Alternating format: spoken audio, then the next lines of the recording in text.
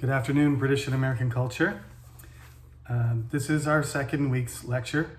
A few people have been emailing me. The plan is to have a lecture once on Wednesday and once on Friday every week. So you have to log in twice or wait until Friday until you watch your lecture. And occasionally on Friday, we'll do a Zoom session, which we'll have to split up the class because there's just too many of you. I've gone with recording lectures for all my classes because it's more manageable, but it's actually, I think it's necessary for this class for it to be like this because there are 70 students enrolled. So we'll try and keep it neat and orderly, and the quizzes set up at the same times at regular intervals. I'm not going to give any quizzes until everybody's settled. This is only the second week and we have a lot of freshmen in this class.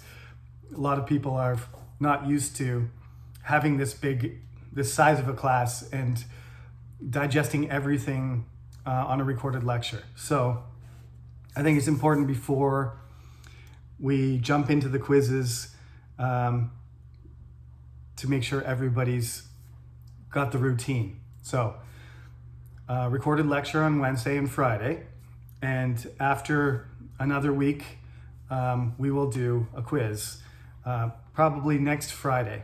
So we'll get 1 week out of the way, and next Wednesday I'll remind you that we have a quiz on Friday, and the quiz will be during regular class time, and there'll be a notice in big red letters on the website so you know exactly what's going on. But basically the quizzes are quite simple. There's 10 questions. You just have to access the Google form that I make, and I set up a quiz. And I won't be able to share the quiz. This is the thing that freaks out the students a bit. So I won't be able to actually share the quiz with you until the moment that the quiz starts. So you have 10 minutes to complete the quiz. I'm going to share the URL, the address to the Google form right at the beginning of class, and then you have 10 minutes to complete it. The trick is that it doesn't matter if it takes you 3 minutes or 7 minutes, but at 10 minutes the form closes because I set a limit and nobody else can submit. So if you take too long, if you take 10 minutes and 1 second, you're gonna fail to submit your quiz. Now, as I said on the website, there's some errors, some things that need to be updated. So I will be working on that, making sure everything matches. There is material from previous courses on the website, including some PDF files, right? There's some links to some traditional British Empire songs, just to get you in the mood to study British stuff, because we are going to talk about, the height of the British Empire. We'll work our way up to that over the next month or so. Excuse me, there's something blocking my camera there. As you can tell, I'm in my office again, and so I would like you to be able to listen to this recording, then read the textbook, go to the website and see any, videos or listen to any music or look at any images, because due to copyright issues, you can't really throw anything in there. There are occasional pictures that I was allowed to use. They have they're open source, uncopyrighted, free to use pictures. So you can go into the website and see all of the slides that I used to use before I started writing the textbook. So there is a general similarity between the PDFs, but it's basically for you to just look at secondary information, because those slides were made maybe 5 years ago. I changed them here and there, but the way I teach the course changes slightly every semester. So the PDF kind of gives you a look at how the class has evolved. I looked at my records, and the first year I taught this course was actually 2013. I keep saying I've been doing this class for like 4 or 5 years, but it turns out it's been 8 years. So obviously there's quite a bit of a difference between how I taught 8 years ago to your predecessors and what I'm saying to you online. I used to have a packed classroom full of noisy students, and now it's dead silent and I'm alone in my office. So it's a sort of a different environment. I hope we can try and make this class interesting for you, not just a talking head on a screen. So I'll do my best to be stimulating when I explain things, and hopefully some of the things I show you and link that you have access to on my website will also add to your appreciation of British and American culture and what I'm trying to get at. So today we are going to start this section I call the First Millennium. And it's because I am going to mention some general characteristics about Britain first. So what do you need to know about Britain? What do you need to know, first of all, that it's the British Isles. England is what we're going to be talking about specifically for the first, month of the class. It really doesn't include the other parts directly. So England is the biggest part of the United Kingdom, of British culture. And we have to talk about that right after I talk about the geography of the place. So there are various people who have lived and are living and have come to live at the British Isles, on the British Isles. And so, yeah, you should take a map and have a look at it. It's kind of tucked away, in the northwest corner of Europe. If you look at Europe, it's really dominated by France and Germany in the center. And European culture has been dominated by the nation states of France and Germany. It continues to be. However, the relationship between these islands, between themselves, between the people who live on the islands and how they work things out, the culture that evolved to become British, and the relationship with the European cultures on the continent are very important. So we will be definitely talking about France a fair bit, and other countries too, how they affected the development of British culture, because it wouldn't be the same if it was an island off by itself. It's actually so close to France that you can see it. So if you're at the White Cliffs of Dover, which I've never done, I've only been to London and nearby, but I've been told and I've seen in pictures and videos that you can actually, if you have a pair of binoculars, you can just look right across easily. But even with the naked eye, it's only about 20 to 30 kilometers across from Dover to Calais. So these, it's a lot closer than Korea and Japan, for example. We're talking about 10 times closer at its closest point than Korea and Japan are physically. So going way back to prehistoric times, when, there was an ice age, the last ice age, what was going on is actually there was a connection. There was a land bridge between the British Isles. It wasn't a British Isle, it was a British peninsula. It was connected. Ireland and the island of Britain were both connected to the mainland of Europe. So people could actually walk across. And underneath the water, there's still this huge cliff where this gigantic waterfall started pouring down when the ice melted. All the water flooded the area. Now that's called the North Sea. So around this North Sea, you've got Sweden and Norway and Denmark and Belgium, the Netherlands, France, Scotland, England, and Ireland, just to the rear, to the other side of England and Scotland. So they all have access to this kind of northern sea, right? Ancient people used to call the Mediterranean a Roman lake because the Romans conquered everything around the sea of the Mediterranean, from Syria all the way to Spain and Africa in the south. This is sort of what happened from time to time with the North Sea too, is that at a certain point, the area was dominated by the Viking culture, and they turned it into a Viking lake. And all of these interactions, including the Romans, are going to have a huge effect on how the British culture develops.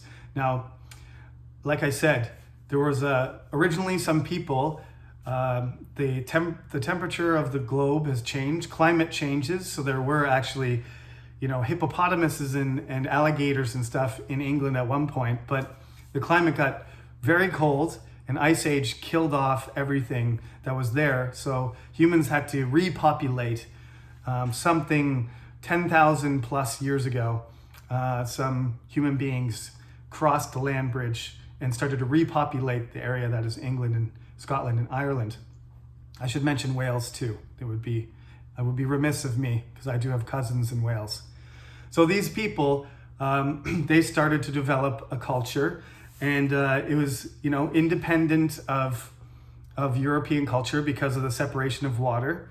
But as the technology of boats developed, there was an interaction, there was an exchange of technology and culture between the people living in the British Isles and the people mostly living in Northern Europe, the area of what we call the lowlands, Belgium, Netherlands, and Northern France.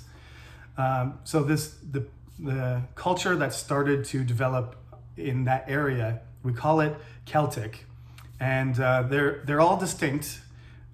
There's a tendency, because the Celtic people, the ancient Celtic people, had an oral tradition and didn't write things down, that all the information we have about them is mostly from the Roman perspective because they wrote everything down.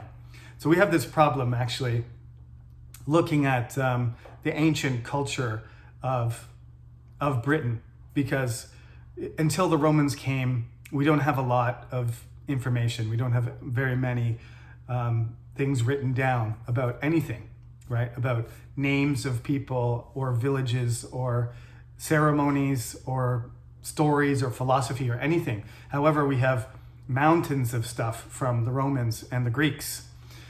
So anyway, they came around and explored. Supposedly a Greek explorer did discover the British Isles long before the Romans came. They used the word Albion to describe the Big Island, which is the ancient name for England, Albion. That's not going to be on the quiz though. I'll get into the stuff that you need to know in a moment. I'll emphasize it. I would like you to know that the gap between the British Isles and Europe is only 20 kilometers. It's really close. So keep that in mind. That's an important detail. It's several large islands and then a whole bunch of other scattered islands. It has 4 main regions: Scotland, Wales, Ireland, and England. And there's, like I said, 2 big islands. Ireland is by itself, but the northern part of Ireland is separated politically. But that island is Ireland also. There's a country, Republic of Ireland, and the whole island is Ireland, as Irish people are very earnest to point out. So Northern Ireland is connected politically to the United Kingdom and culturally in some ways, but geographically it's part of an island called Éire, or Éire.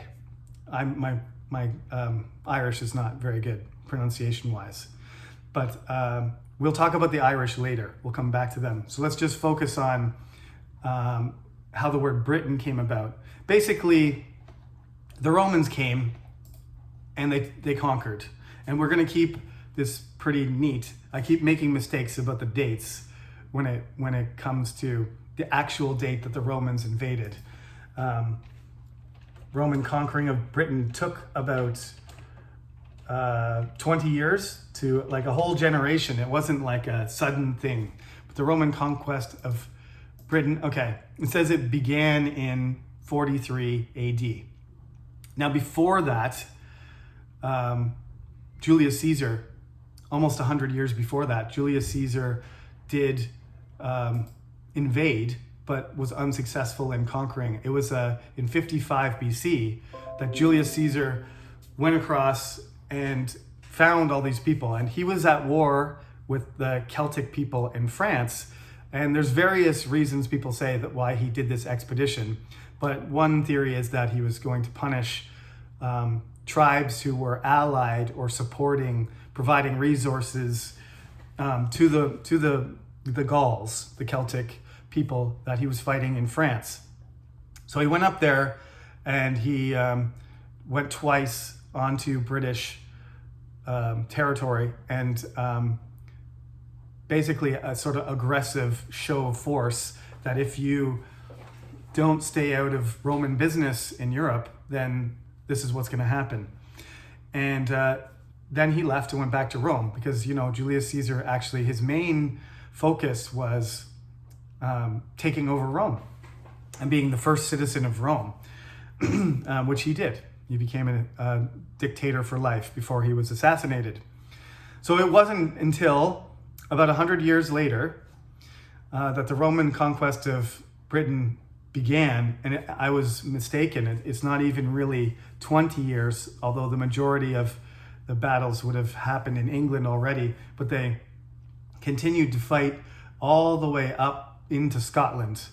But they did sort of withdraw. So even though they conquered pretty much the entire territory, Agricola is the general who was famous for doing that. He went all the way up to Scotland, right up to the very north part where there's islands called the Shetlands and Orkney. And he went all the way up that far. And but they weren't able to control the Scottish, who are not really Scots yet. They were called the Picts at that point. And their country was called Caledonia. But I don't want to mix too many names up. So we'll just say the people who would become the Scots were there.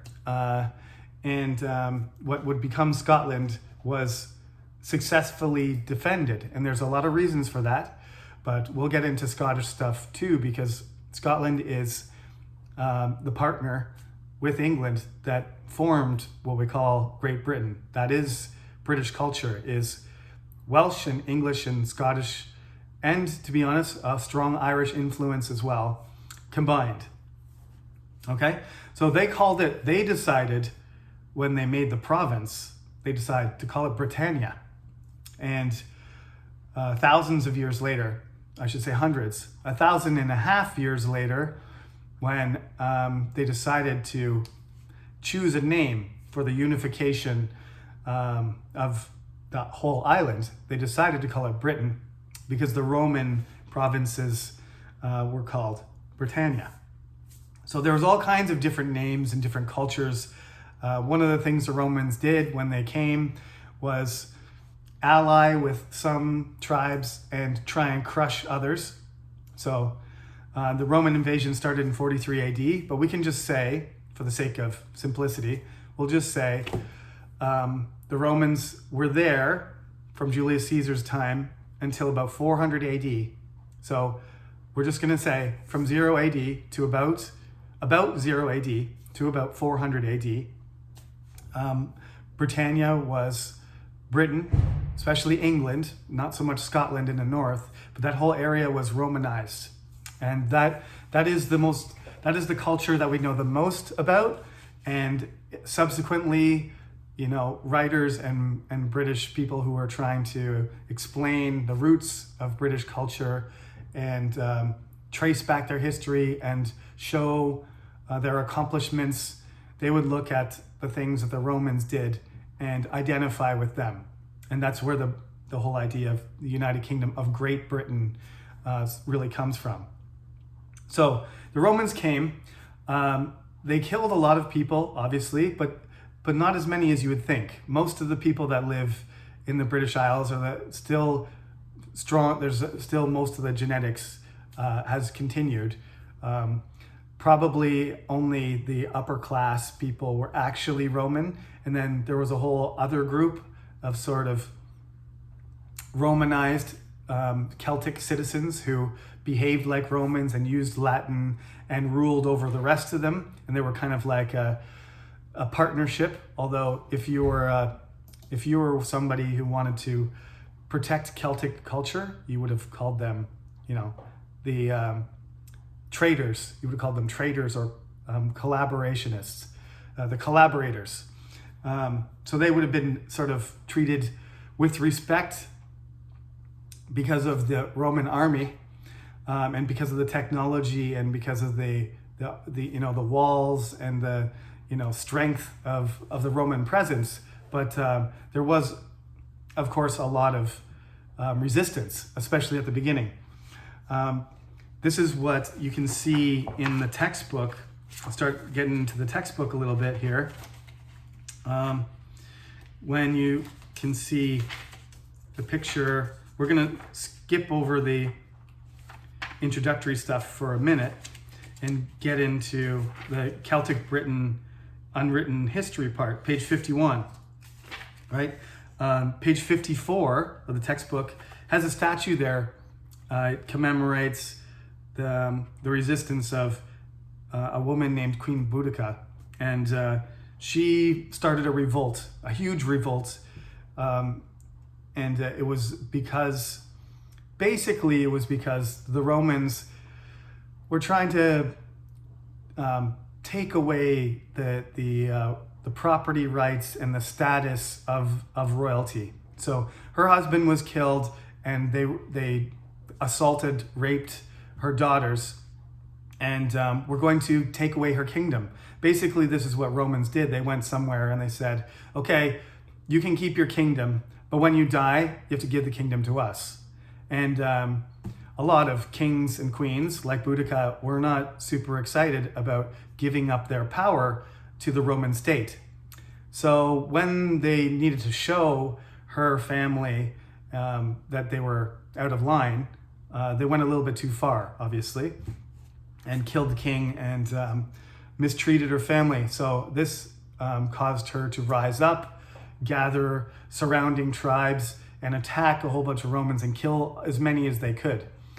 So they had a revolt and they had battles across England, but in the end, the Roman legion was much better equipped, better led, had better weapons, and they were able to put down the revolt, and everybody who was involved was killed.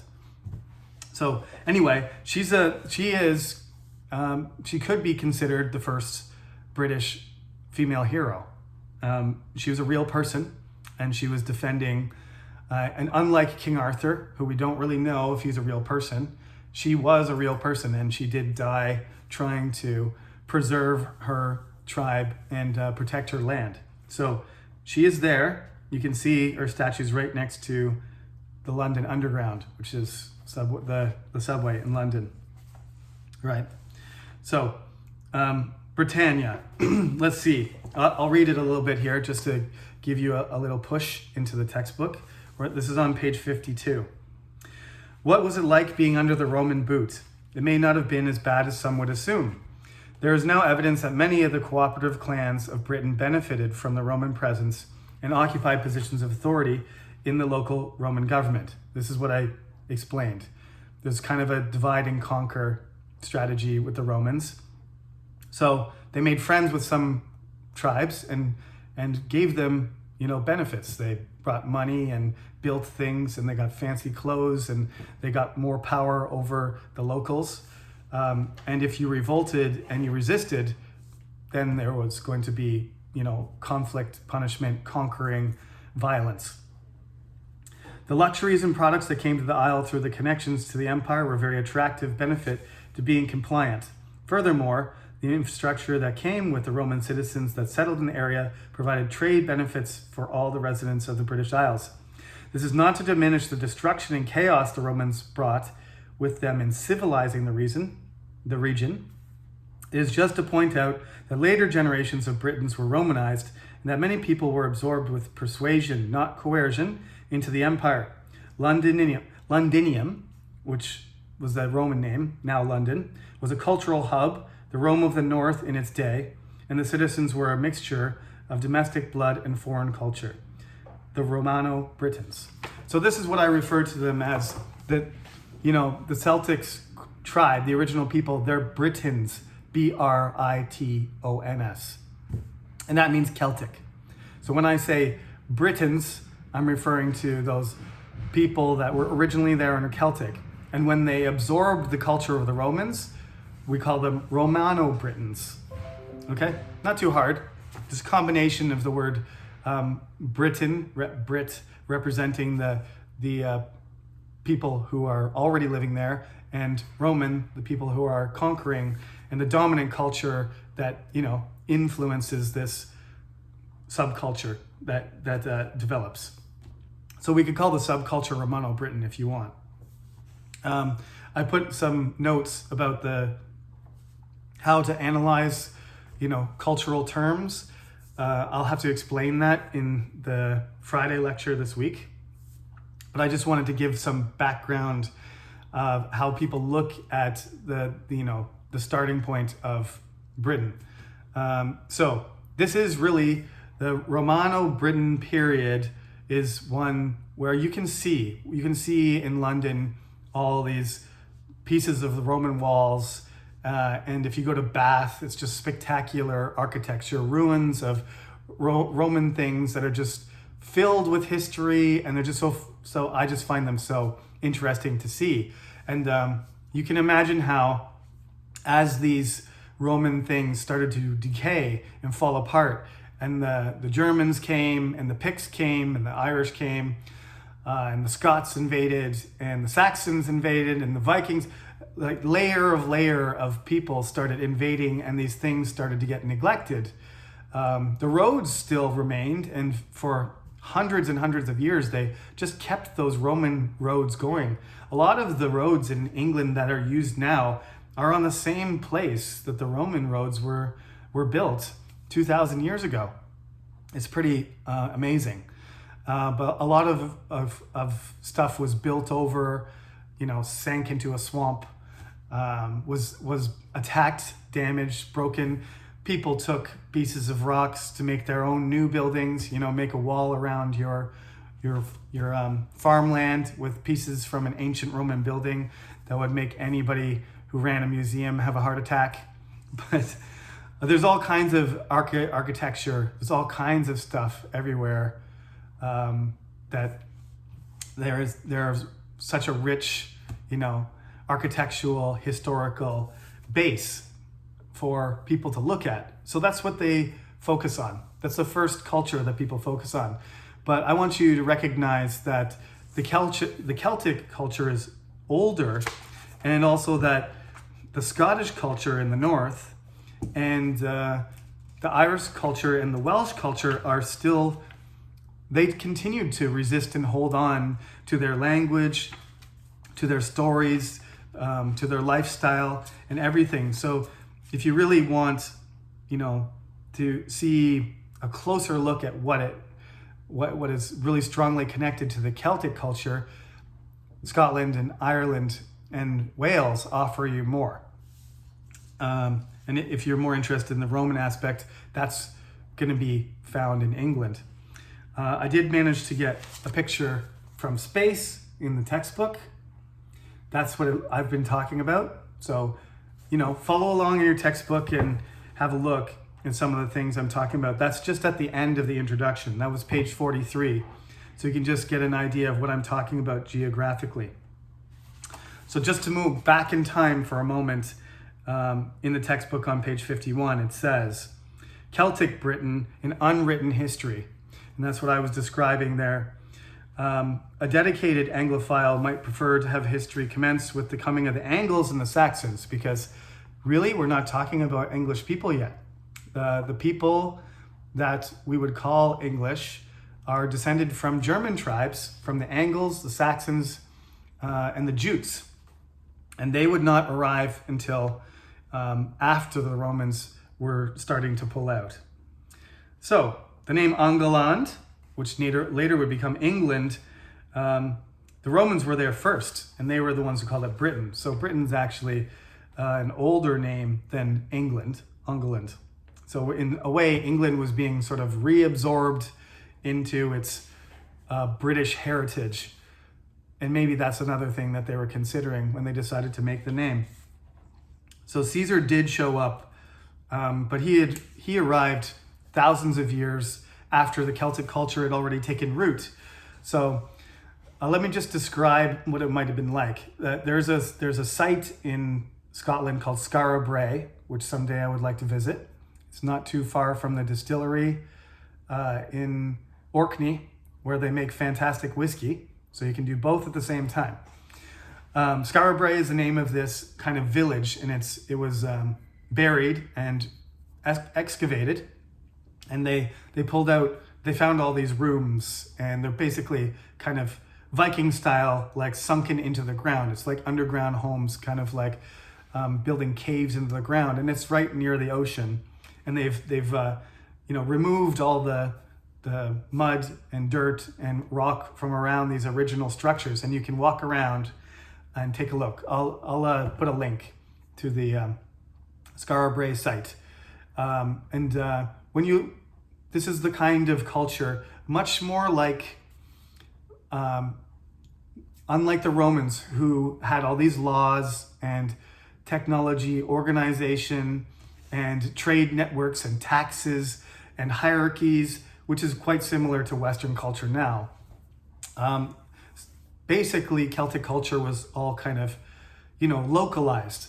And I think that would have been a very happy way to live, not to be responsible to an emperor who lived thousands of kilometers away, but just to exist and coexist with your community and have interconnected communities only for certain purposes, like ceremonial purposes and for, protection and for trading necessities rather than luxuries. The Romans were obsessed with things like pepper and silk from the other side of the world, and they didn't even know where it was coming from, but they would pay enormous amounts just for some spices and silk, just like later the Europeans would.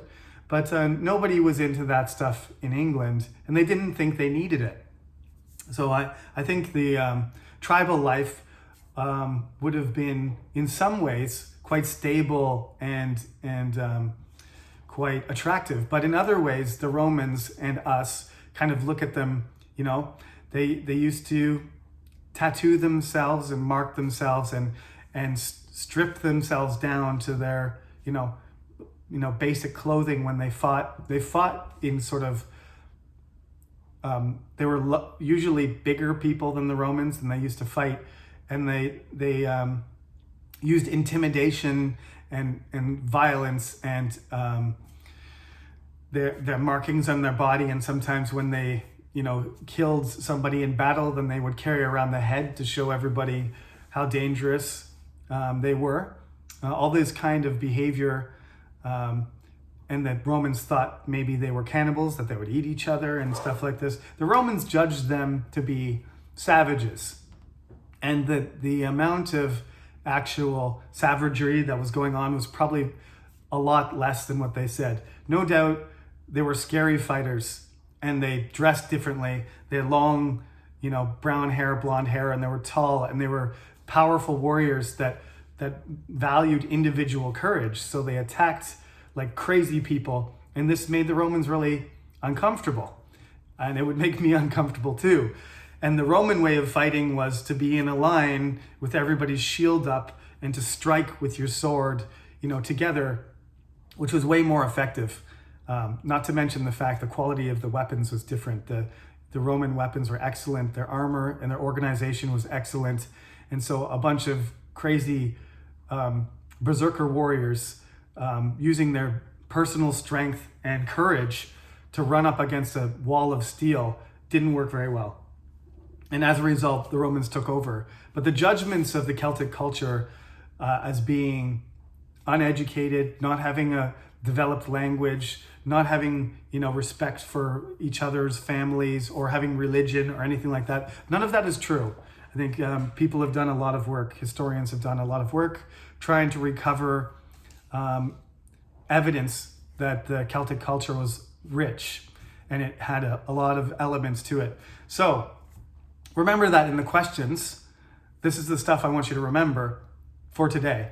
I want you to remember about the Roman invasions. It happened around 0 AD. It was about 400 years of occupation. And then at the end of the 400 years, the Romans left. Before that period, before Julius Caesar started messing with the people who lived on the islands, there was a very developed culture that had some connections to the Gauls and the Belgiae, which is still the way that Koreans, the name for Belgium in Korean is Belgiae. And that's what they were. That's the name of the people. The tribe that lived in Belgium at the time was a famous tribe that fought against Julius Caesar and the Romans. And there's a relationship between the Britons and the Celtic culture of Ireland and the Picts and Scots from the north. They were all more closely related. After the Romans leave, you've got Romano Britons around, but then you've got the Celtic culture starting to retake all of the territory. But it's a very unstable situation once the Romans leave, and Londinium is just kind of wide open for any groups, like powerful groups of raiders and invaders, traders, Vikings. The Vikings aren't there yet, but there's these people called the Saxons, which are very much like ancient pirates, I suppose. And the Vikings would improve on their techniques. The Angles and Saxons in particular would come over across from northern Germany in the area of Denmark, the Jutes from the area of Denmark, and they would push in and force the Romano Britons out, and their culture would kind of start to revert into a Northern European one and lose its influence. Its Roman influence would diminish. There was Christianity in the Roman period, but we don't really talk about that period as being a part of Christian England because it was only really the Romans that were Christian. And as soon as they left, the religion reverted to pagan religion, something more similar to what the Vikings and Toda, as you say in Korean, related to Odin and Thor and the other Germanic and Scandinavian gods. They were more interested in them. And then the religion would have to be, they would have to sort of recolonize. They would have to send missions and convert the English people again. They're actually not English people yet, but the Angles and Saxons and the Britons who are mixing, they will not be Christian until people are sent from Ireland. St. Patrick will have already converted the Irish, and then people will come over, and England will become Christian after Ireland in a strange kind of reversal of what people expect. It's also false that Ireland is backward and England has always been ahead. During this period, I'm not going to talk about Ireland too much because it's not actually British culture, it's Irish culture. But during this whole period where Britain is being torn apart by Germans and Britons and invaders from all sides, and it breaks up into, eventually it settles into a 7-kingdom format after hundreds of years.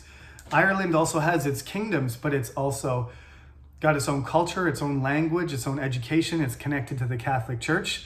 And the Irish are actually culturally, in many ways, more advanced than the people over on the other island, which is kind of a thing that's been buried by the British as well, because they often had a certain narrow perspective of the Irish, and they found it hard to believe that the Irish were more developed than them in the past. But it's true, they were.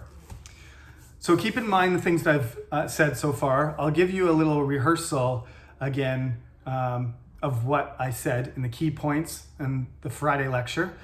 I'm going to try every Wednesday to give you as much material as possible, new material, and then on Friday, explain it and add to it so that it can be rounded out for preparation for the next week.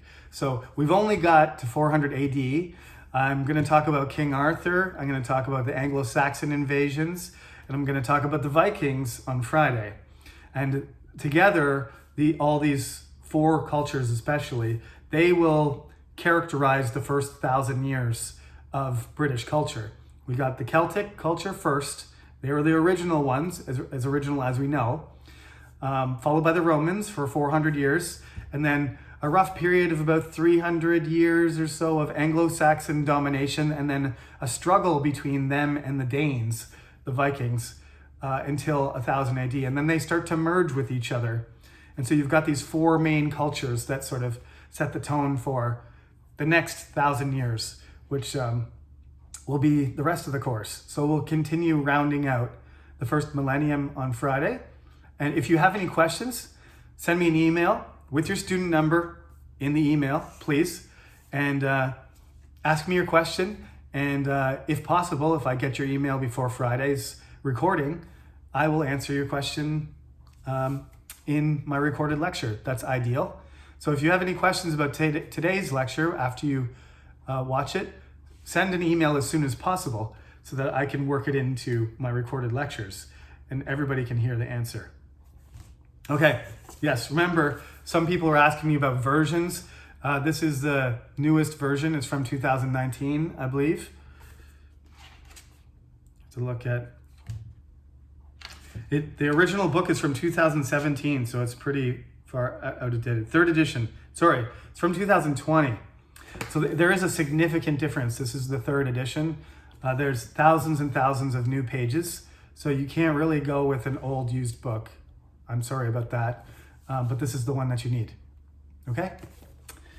Thank you everyone for listening, and I'll talk to you again on Friday. Keep in touch and have a great day.